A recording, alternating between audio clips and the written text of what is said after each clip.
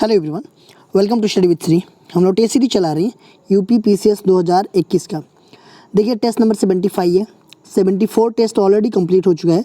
Playlist बना रखी है, आप लोग जाकर के वहाँ पे देख सकते हैं। देखिए अगर आप यूपी जीआईसी की तैयारी कर रहे हैं, आरओ एआरओ की कर रहे हैं, यूपी एसआई की कर रहे हैं, या फिर लेखपाल की कर रहे हैं, एनटीपीसी आरआरबी ग्रुप डी की कर रहे हैं, या फिर एसएससी की कर रहे हैं, तो आप लोगों के लिए यह टेस्ट काफ़ी फ़ायदेमंद है। तो स्टार्ट करते हैं। फर्स्ट क्वेश्चन है, किस अधिनियम द्वारा भारत के गवर्नर जनरल का नाम बदलकर वायसराय कर दिया गया? 1861 के अधिनियम द्वारा, 1858 के अधिनियम द्वारा, 1892 के अधिनियम द्वारा और 1839 के अधिनियम के द्वारा। ठीक है, यहाँ पे थोड़ा सा प्रिंटिंग मिस्टेक हो गया है, तो ये 1839 है। तो किस अधिनियम के द्वारा जो है कि भारत के जो गवर्नर जनरल थे उनका नाम बदल कर क्या कर दिया गया? वायसराय कर दिया गया। तो कौन सा अधिनियम था? तो वो अधिनियम था आपका 1858 का अधिनियम था। ठीक है, ये सेकंड ऑप्शन आपका सही है। देखिए 1858 के अधिनियम को जो है ना, इसको जो है कि act for the better government of India के नाम से भी जाना जाता है। ठीक है, 1858 के अधिनियम के द्वारा। देखिए इसमें और क्या क्या बातें बोली गई थी कि कंपनी का शासन जो है ना समाप्त करके सम्राट के हाथों में सौंप दिया गया था। ठीक है, इसी अधिनियम के तहत।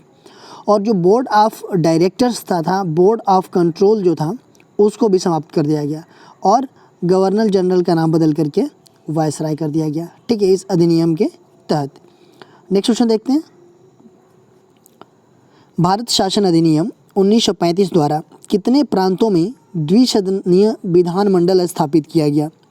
6 प्रांतों में, 7 प्रांतों में, 9 प्रांतों में और 14 प्रांतों में।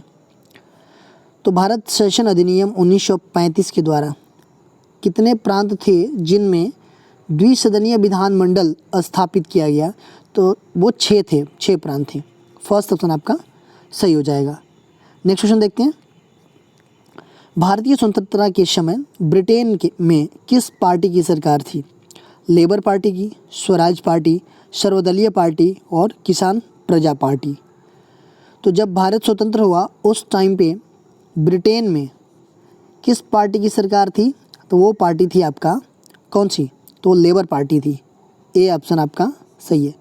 देखिए लेबर पार्टी थी और प्रधानमंत्री कौन थे उस टाइम पे? तो क्लीमेट एटली थे। नेक्स्ट क्वेश्चन देखते हैं। स्वतंत्र भारत के प्रथम गवर्नर जनरल कौन थे? Lord Mountbatten, Chakravarti Rajagopalachari, M S. Swaminathan, Lord Canning. तो स्वतंत्र भारत के प्रथम गवर्नर जनरल कौन थे? तो वो थे आपके लॉर्ड माउंटबेटन। फर्स्ट ऑप्शन आपका सही है। नेक्स्ट क्वेश्चन देखते हैं। डॉक्टर अंबेडकर की अध्यक्षता में 7 सदस्यीय प्रारूप समिति का गठन कब किया गया था? 29 अगस्त 1947 को, 24 नवंबर 1949 को, 22 जुलाई 1946 को एंड 26 सितंबर 1947 को। तो डॉक्टर भीमराव अंबेडकर जी की अध्यक्षता में जो है कि 7 सदस्यों द्वारा जो है कि प्रारूप समिति, देखिए प्रारूप समिति में जो कि 7 सदस्य थे इंक्लूडिंग अध्यक्ष को लेकर के। ठीक है, तो इनके द्वारा जो है कि गठन कब किया गया था प्रारूप समिति का? तो ये किया गया था गठन आपका 29 अगस्त 1947 को। ये फर्स्ट ऑप्शन आपका सही है। देखिए 7 सदस्य कौन कौन थे उनके बारे में हम जान लेते हैं। Doctor B R. अम्बेडकर ये क्या थे? तो अध्यक्ष थे। एन. गोपाल स्वामी अयंगर, के.एम. मुंशी, अलादी कृष्ण स्वामी अय्यर, सैयद मोहम्मद सदुल्ला, ये लोग थे। और बी.एल. मित्र थे। तो बी.एल. मित्र का क्या हुआ कि कुछ समय बाद जो है कि हट गए और इनके जगह पे कौन आए? तो एन. माधव राव आए। ठीक है, और एक थे डी.पी. खेतान। तो इनकी जो है कि आकस्मिक मृत्यु हो गई और इनके जगह पे कौन आया? टी.टी. कृष्णमाचारी। तो ये क्वेश्चन कई बार आता है कि ठीक है बी.एल. मित्र के जगह पे कौन आए और डी.पी. खेतान की जगह पे कौन आए। तो ये जितने भी मतलब 7 मेंबर हैं प्रारूप समिति के, उनका नाम आप लोग याद रखिएगा। नेक्स्ट क्वेश्चन देखते हैं। संविधान निर्माण में कुल कितना दिन लगा? 2 वर्ष 8 माह 11 दिन, 2 वर्ष 11 माह 18 दिन, 2 वर्ष 8 माह 18 दिन, 2 वर्ष 11 माह 12 दिन। तो संविधान जी का निर्माण जो हुआ तो उसमें कितना टाइम लगा था, तो उसमें लगा था आपका 2 वर्ष 11 माह 18 दिन। ये सेकंड ऑप्शन आपका सही है। देखिए संविधान का प्रारूप मतलब उन पे बहस जो है ना 114 दिन हुआ था, ठीक है, संविधान के प्रारूप पर बहस, ये भी क्वेश्चन आता है।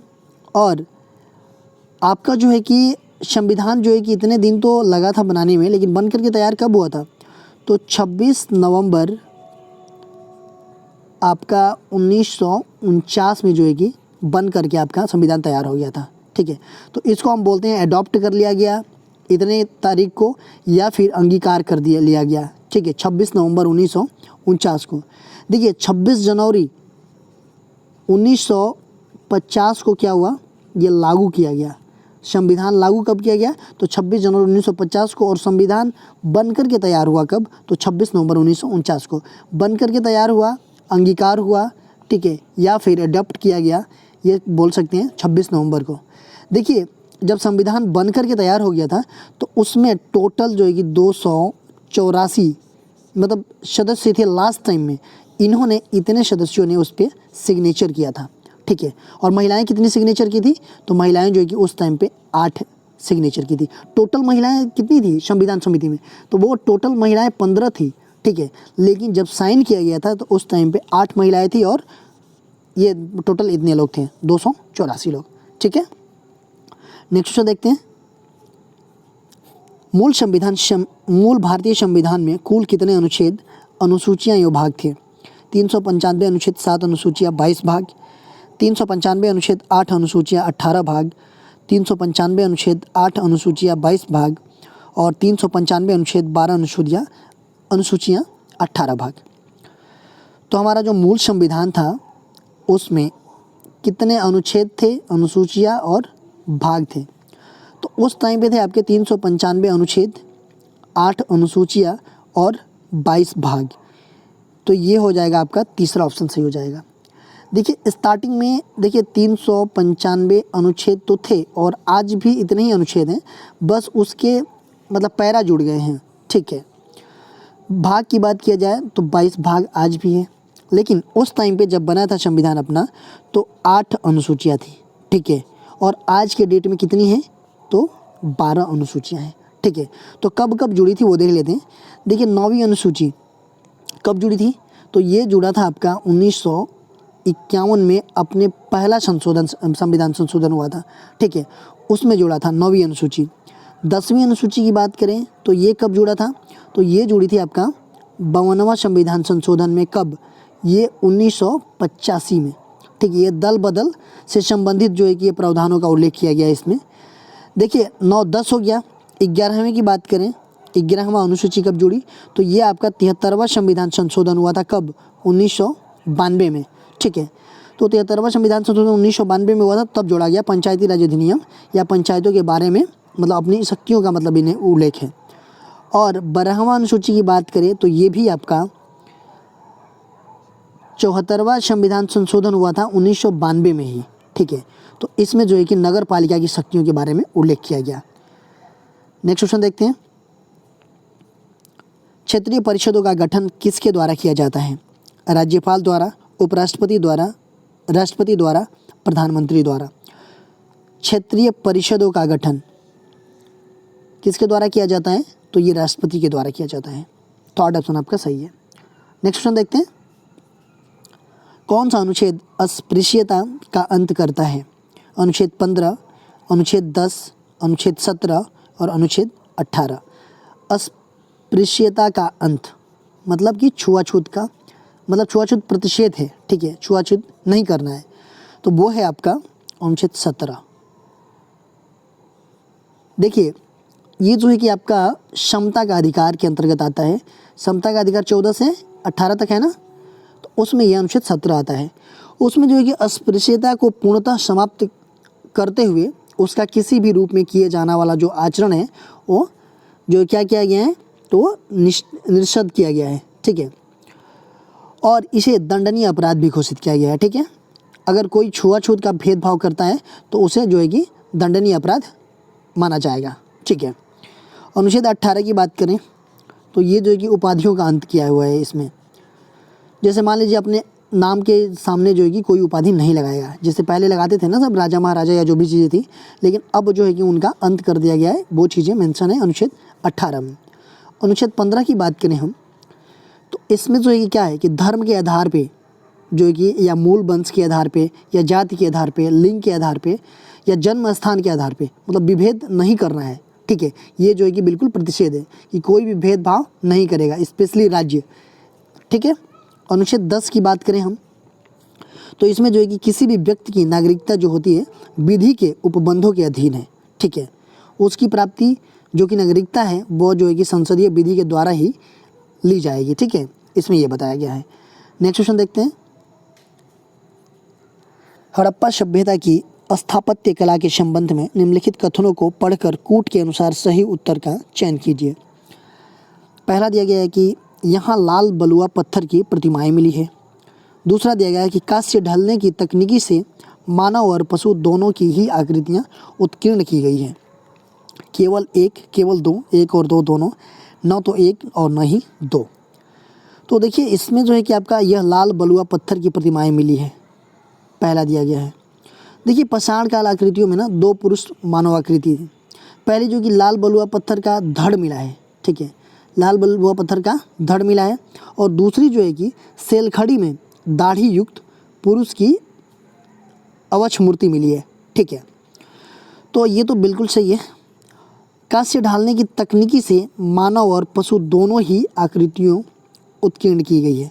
ठीक है, ये भी आपका सही है। तो ये हो जाएगा एक और दो दोनों सही है, थर्ड ऑप्शन। नेक्स्ट क्वेश्चन देखते हैं। निम्नलिखित पर विचार कीजिए। डेंड्रोक्रोनोलॉजी, दूसरा दिया गया है कार्बन डेटिंग। दिया गया है कि उपयुक्त में से किस पद्धति का उपयोग प्रागैतिहासिक युग को निर्धारित करने के लिए किया जा सकता है। देखिए इसमें डेंड्रोक्रोनोलॉजी, इसका मतलब क्या होता है, इसमें क्या होता है। देखिए इसमें लकड़ी में जो वृक्ष बलयें होती हैं ना, जो लकड़ी में वृक्ष बलयें होती हैं उनकी संख्या को गिनकर उस लकड़ी की तिथि के निष्कर्ष तक पहुंचा जाता है इस विधि द्वारा। ठीक है, और दूसरा क्या है, ये कार्बन डेटिंग। ये जो है कि जो भी अवशेष प्राप्त होते हैं जैसे जंतु हों या पौधे के, ठीक है, तो उनकी आयु का निर्धारण करने की ये विधि है। ठीक है, तो इसको निकालने के लिए जो है कि कार्बन 14 का प्रयोग किया जाता है। क्यों कार्बन 14 का प्रयोग किया जाता है? क्योंकि सभी जीवों में कार्बन 14 पाया जाता है। तो इस हिसाब से देखा जाए तो ये प्रागैतिहासिक युग को निर्धारित करने के लिए किया जाता है उपयुक्त किस पद्धति का, तो ये दोनों पद्धतियों का किया जाता है। तो एक और दो दोनों सही हो जाएगा, ये थर्ड ऑप्शन आपका सही है। नेक्स्ट क्वेश्चन देखते हैं। भरहुत स्तूप के संबंध में निम्नलिखित कथनों को पढ़कर कूट के अनुसार सही उत्तर का चयन कीजिए।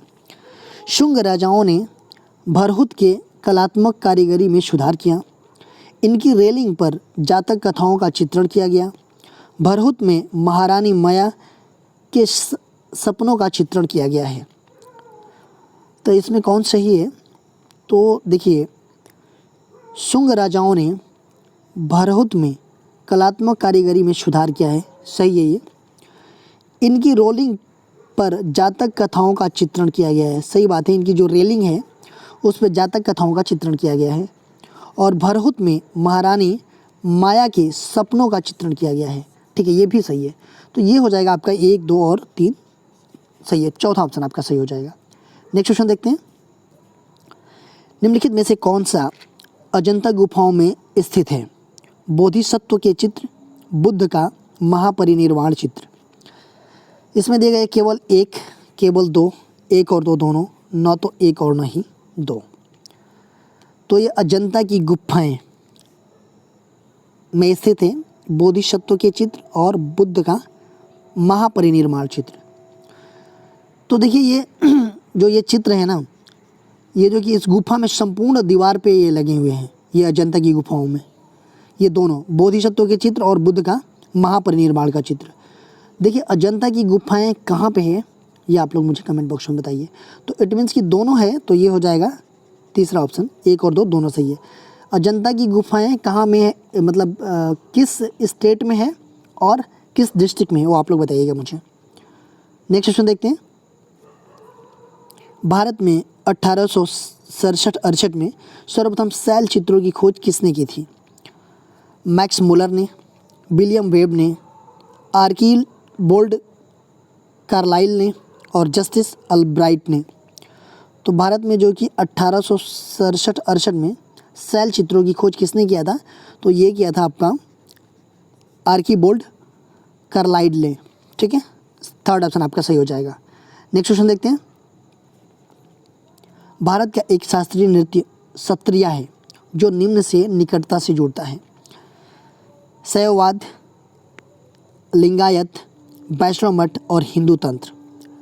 तो जो भारत का एक शास्त्रीय नृत्य है सत्रिया, ये किसके निकटता से जुड़ता है? तो ये जुड़ता है आपका वैष्णव मठ से। ये थर्ड ऑप्शन आपका सही है। देखिए ये नृत्य जो है ना, असम के महान जो है कि वैष्णव संत और सुधारक मान सकते हैं उनको, वो महापुरुष थे कौन? शंकर देव ने सत्रिया नृत्य की शुरुआत किया था। कब? तो 15वीं शताब्दी में, ठीक 15वीं सदी में। नेक्स्ट क्वेश्चन देखते हैं। चार्टर अधिनियम 1833 जो ब्रिटिश भारत में केंद्रीकरण और प्रशासनिक सुधारों की ओर एक महत्वपूर्ण कदम था, के संबंध में निम्नलिखित कथनों को पढ़कर कोड के अनुसार सही उत्तर का चयन कीजिए। देखिए इसने भारत के गवर्नर जनरल से विधायी शक्तियां छीन ली और इन्हें एक नियमित सभा में निहित कर दिया। दूसरा दिया है कि इसने भारतीयों के लिए अनुबंधित सिविल सेवाओं में आरक्षण का प्रावधान किया। तो इसमें देखिए आपका इसमें क्या था कि बंगाल के गवर्नर जनरल को पूरे भारत का गवर्नर जनरल बना दिया गया था 1833 का जो अधिनियम था उसमें। और इसमें देश के शासन प्रणाली की केंद्रीकरण कर दिया गया था, देश की जो शासन प्रणाली थी उसको। लेकिन ये सब चीज़ें जो दी गई है वो चीज़ें तो इसमें थी नहीं, ये दोनों, तो इट मीन्स कि दोनों ये गलत है। ठीक है, तो आपका हो जाएगा ये फोर्थ ऑप्शन, ना ही एक और ना ही दो। नेक्स्ट क्वेश्चन देखते हैं। भारत शासन अधिनियम 1919 में भारत में एक महत्वपूर्ण परंपरा को अपनाया गया, वह है वित्त मंत्री ने संपूर्ण बजट पढ़कर प्रस्तुत किया, संसद के दोनों सदनों में राष्ट्रपति का अभिभाषण, विधायिकाओं में अंग्रेजी भाषा का प्रयोग और उपयुक्त सभी। तो भारत शासन अधिनियम 1919 में भारत में एक महत्वपूर्ण परंपरा को अपनाया गया है। वो कौन सी परंपरा है जो इस अधीन के अपनाया गया है? तो वो परंपरा है आपका संसद के दोनों सदनों में राष्ट्रपति का अभिभाषण। ये सेकंड ऑप्शन आपका सही है। नेक्स्ट क्वेश्चन देखते हैं। भारत का संविधान माना जाता है संघीय, एकात्मक, संसदीय, संरचना में संघीय और भावना में एकात्मक। तो जो भारत का संविधान है वो कैसा माना जाता है? तो वो माना जाता है संरचना में संघीय और भावना में एकात्मक। ये फोर्थ ऑप्शन आपका सही हो जाएगा। नेक्स्ट क्वेश्चन देखते हैं। केंद्र और राज्यों के बीच प्रशासनिक संबंधों के संबंध में निम्नलिखित कथनों को पढ़कर कोड के अनुसार सही उत्तर का चयन कीजिए। पहला दिया गया, जानबूझकर केंद्र के निर्देशों के अनुपालन से इनकार करने वाले राज्य में राष्ट्रपति शासन लगाया जा सकता है। दूसरा दिया गया, संसद द्वारा समवर्ती सूची के अंतर्गत बनाए गए कानूनों के निष्पादन का कर्तव्य तब तक केंद्र के पास है जब तक कि इसे अन्यथा न दिया जाए। केवल एक, केवल दो, एक और दो दोनों, न तो एक और न ही दो। तो देखिए क्वेश्चन कह रहा है केंद्र और राज्यों के बीच प्रशासनिक संबंधों के संबंध में निम्नलिखित कथनों को पढ़कर कोड के अनुसार सही उत्तर का चयन कीजिए। जानबूझकर केंद्र के निर्देशों के अनुपालन से इनकार करने वाले राज्यों में राष्ट्रपति शासन लगाया जा सकता है। बिल्कुल सही है कि देखिए जब कोई राज्य केंद्र के निर्देश को पालन करने में असफल होता है तो क्या होता है, 356 अनुच्छेद के द्वारा जो कि राष्ट्रपति शासन लगा दिया जाता है। दूसरा दिया गया है कि ये पहला सही है, ठीक है। दूसरा दिया गया है कि संसद द्वारा समवर्ती सूची के अंतर्गत बनाए गए कानूनों के निष्पादन का कर्तव्य तब तक केंद्र के पास है जब तक कि उसे अन्यथा न दिया जाए। देखिए पहले तो समवर्ती सूची के बारे में हम समझ लेते हैं। जो संविधान की अनुसूची है 7वीं अनुसूची, उसमें 3 लिस्ट हैं। कौन कौन? केंद्र सूची, राज्य सूची और समवर्ती सूची। तो जो केंद्र सूची होती है उस पर केंद्र ही नियम कानून बनाता है, जो राज्य सूची होती है उस पर राज्य ही नियम कानून बनाता है। लेकिन जो समवर्ती सूची होती है उसमें क्या होता है कि केंद्र और राज्य दोनों नियम बनाते हैं, लेकिन किसका प्रभावकारी ज़्यादा रहता है? तो वो केंद्र का रहता है, ठीक है। तो इसमें ये बोल रहा है कानूनों का निष्पादन का कर्तव्य तब तक केंद्र के पास है जब तक उसे अन्यथा न दिया जाए। देखिए ये जो है कि आपका गलत है, ठीक है। तो इसमें हो जाएगा केवल एक सही है आपका, ये पहला ऑप्शन हो जाएगा। नेक्स्ट क्वेश्चन देखते हैं। भारत में न्यायपालिका विधिक रूप में किसके मध्य विवादों का समाधान करती है? नागरिक और सरकार, केंद्र सरकार और राज्य सरकार, एंड फोर्थ दिया गया है राज्य सरकारें। तो नीचे कोड दिया गया है, इसमें सही उत्तर का चयन करना है। तो देखिए न्यायपालिका विधिक रूप से किसके मध्य विवादों को समाधान करती है? तो देखो नागरिक के भी मध्य, अगर भारत में जो है कि नागरिक के मध्य भी मतलब कुछ विवाद होता है तो वो न्यायपालिका ही मतलब वो करती है। नागरिक और सरकार के मध्य होता है तो वो भी करती है, और केंद्र सरकार और राज्य सरकार के बीच होता है तो वो भी करती है, राज्य सरकार के बीच होता है तो वो भी करती है। तो ये हो जाएगा आपका फोर्थ ऑप्शन सही हो जाएगा। 1, 2, 3 और 4 सभी सही है। देखिए कल क्वेश्चन आप लोगों से पूछा गया था ये कि सबसे लंबा जीवित वृक्ष है देवदार, प्रणांग, सिकुआ और यूकेलिप्टस। तो सबसे लंबा जीवित वृक्ष पूछ रहा है, तो ये है आपका सिकुआ। देखिए आज का क्वेश्चन हम देख लेते हैं। भारतीय वन्य जीव संस्थान स्थित है नई दिल्ली, शिमला, देहरादून, भोपाल। तो ये आप लोग कमेंट बॉक्स में मुझे बताइएगा कि ये जो है कि भारतीय वन्य जीव संस्थान स्थित कहाँ पे है। इसका आंसर जो है कि मैं नेक्स्ट वीडियो में बताऊंगा। दोस्तों अगर आप हमें इंस्टाग्राम, फेसबुक पे भी फॉलो करना चाहते हैं तो इंस्टाग्राम पे हमारी आईडी है स्टडी विद श्री 25, फेसबुक पे हमारा पेज है स्टडी विद श्री के नाम से, और फेसबुक पे हमारा ग्रुप है UPPCS BEO RO। तो आप लोग यहाँ भी कनेक्ट हो सकते हैं। यहाँ पे भी स्टडी से रिलेटेड चीज़ें पोस्ट की जाती है जिससे आपको फ़ायदा पहुँच सकता है। दोस्तों वीडियो अच्छी लगी तो आप लोग लाइक कीजिएगा, सब्सक्राइब कीजिएगा, शेयर कीजिएगा। अगर वीडियो अच्छी ना लगी तो डिसलाइक कीजिएगा और कमेंट बॉक्स में बताइएगा कि डिसलाइक क्यों किया। वीडियो देखने के लिए धन्यवाद।